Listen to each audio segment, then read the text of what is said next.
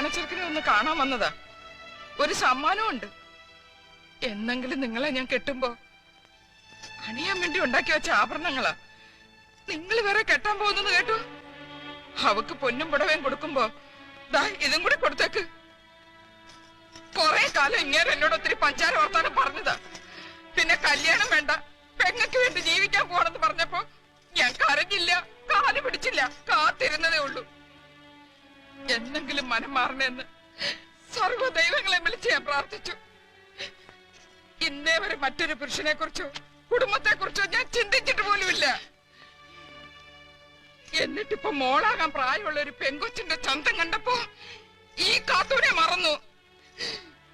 കല്യാണത്തിന്റെ നെഞ്ചിൽ നീ ഞാൻ കളിയാക്കി പാടിയിട്ടുണ്ട്. പക്ഷെ കല്ലുകൊണ്ടൊരു കാരണെങ്കിലും ഉണ്ടായിരുന്നെങ്കിൽ നിങ്ങൾ എന്നെ ഓർത്തേനെ.